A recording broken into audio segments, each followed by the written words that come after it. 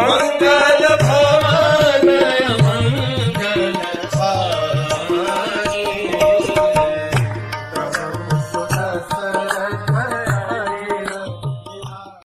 हरे कृष्ण।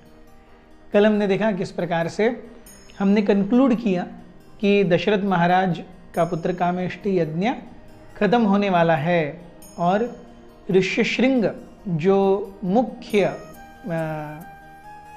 अर्चक हैं उन्होंने यज्ञ की पूर्णाहुति डाली।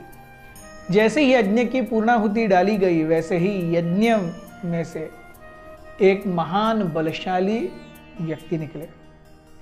काले और लाल रंग के कपड़े डाले हुए, बहुत ही विशाल काय, लेकिन शांत मुद्रा, शांत चित्त, प्रसन्न व्यक्ति, अपने हाथों में एक सोने का घड़ा जिसके ऊपर चांदी का ढक्कन लगाया हुआ था, ऐसा लेके निकले थे।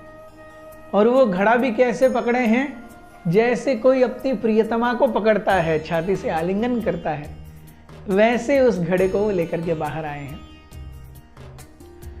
उस विष्णुदूत ने कहा कि मैं प्रजापतियों के द्वार से आया हूं, प्रजापतियों का रिप्रेजेंटेटिव हूं, दूत हूं, और ये जो खीर है ये दशरथ महाराज आपके लिए भेजी गई है प्रजापतियों के द्वारा, और इस खीर को अपनी रानियों में बांट दीजिए। और रानियों में बांटने के बाद निश्चित रूप से आपकी इच्छा, पुत्र काम इष्ट, इष्ट मीन्स इच्छा और डिजायर, पुत्र काम यज्ञ which is done with a desire to have a son, और आपकी इच्छाएं पूरी होंगी।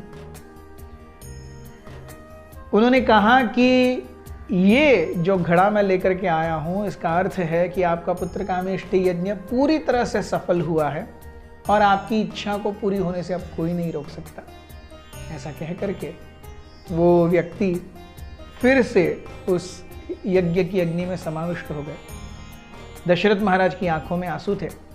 दशरथ महाराज अपने हाथों में वो घड़ा ऐसे ही लिए खड़े थे जैसे किसी को बहुत समय के बाद में, प्रैक्टिकली जन्मों के बाद में, उसकी इच्छा की पूर्ति हो रही हो, ऐसे दशरथ महाराज के मन में भाव थे, आंखों में आंसू थे।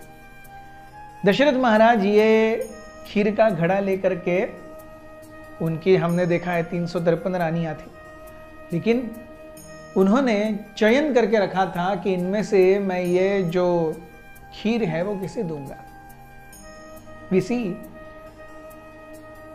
जब भी कोई वरदान आता है उस वरदान को लेने की योग्यता भी होनी चाहिए। अगर अयोग्य व्यक्ति को कोई चीज दी जा रही है तो उसका दुरुपयोग ही होगा। दशरथ महाराज ये भली भांति जानते थे।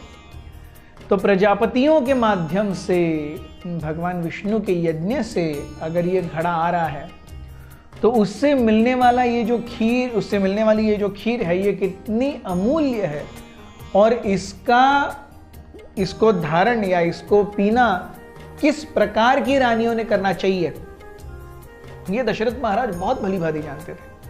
दशरथ महाराज ने अपनी 353 में से केवल 3 रानियों को चुना जिन्हें यह घड़ा मिलेगा या उसके अंदर की खीर मिलेगी।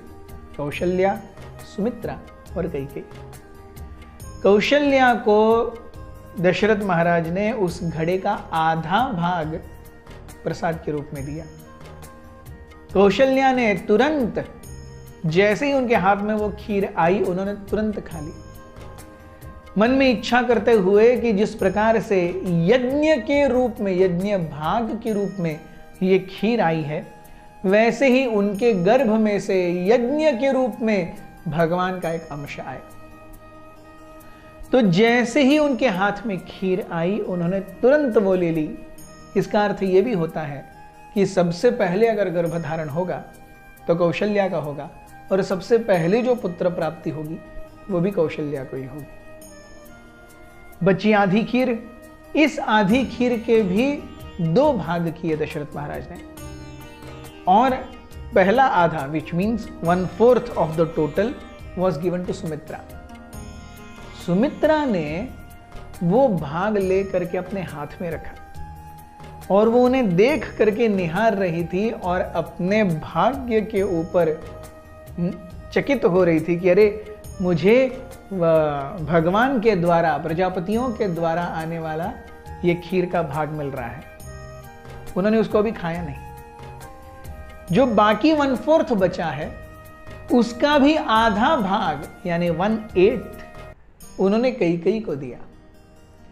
कैकेयी ने जैसे ही ये खीर का भाग मिला, कृतज्ञता पूर्वक उन्होंने भी ग्रहण कर लिया। ये द्योतक करता है कि कैकेयी की संतान दूसरी उत्पन्न होगी। बाकी जो 1/8 बचा था उसके बारे में सोच रहे थे दशरथ महाराज कि मैं किसे दूंगा। उन्होंने आखिर में निश्चय किया कि मैं ये जा करके फिर से सुमित्रा को ही दूंगा। अब गौर करने लायक बात है कि कैकेयी इन तीनों में सबसे पटरानी थी। सबसे ज्यादा प्रिय दशरथ महाराज को कैकेयी थी। एक बार एक युद्ध में दशरथ महाराज की कैकेयी ने जान भी बचाई थी, लेकिन फिर भी उन्होंने निश्चय किया कि ये जो बाकी का 1/8 भाग है वो मैं सुमित्रा को दूंगा। क्यों? क्योंकि वो जानते थे कि सुमित्रा का जो हृदय है वो it is made with cooperation, the spirit of cooperation and the spirit of letting somebody else take the center stage. We see in a team it is very important that some people of the team take a backstage and some people of the team they give someone else the main reins. Sumitra हालांकि दशरथ महाराज की मुख्य रानियों में से थी, लेकिन फिर भी वो हमेशा कौशल्या और कैकेयी के बारे में बहुत ही सजग रहती। She would always be behind. और ये जान करके अरे मेरे इन 3 रानियों से पुत्र होंगे तो सारे ही एक दूसरे से लड़ाई करेंगे तो कैसे होगा, तो कोई तो पीछे चाहिए। ये जान करके दशरथ महाराज ने जो आखिरी 1/8 भाग था वो फिर से सुमित्रा को दिया। तो सुमित्रा उस यज्ञ भाग के 2 भाग पाई, 1/4 एंड प्लस 1/8। इसलिए उनके 2 जुड़वा बच्चे होंगे। और क्योंकि कौशल्या ने सबसे प्रथम ग्रहण किया तो सबसे प्रथम पुत्र कौशल्या का होगा। उसके बाद कैकेयी ने ग्रहण किया, इसका अर्थ कैकेयी का पुत्र कौशल्या के पुत्र का अनुगामी होगा। और सुमित्रा ने इन दोनों के बाद 2 भागों में यह खीर ग्रहण की। इसका अर्थ है सुमित्रा को ट्विंस होंगे जो कि अपने से दोनों बड़े भाइयों की सेवा करेंगे। They will take a backstage and we see this is how Ramayana very beautifully unfolds. ये सभी भागों को लेकर के ये तीनों रानियां अत्यंत खुश थीं। कालांतर में उन्होंने गर्भधारण किया और गर्भधारण उनका लगभग 12 महीने तक चला। 12 महीनों के बाद अर्थात 1 साल के बाद क्रमवार इन तीनों रानियों ने 4 बच्चों को जन्म दिया। कौशल्या ने पहले, उसके बाद कैकेयी ने और उसके बाद सुमित्रा ने अपने जुड़वा बच्चों को। बहुत बहुत धन्यवाद। हरे कृष्ण।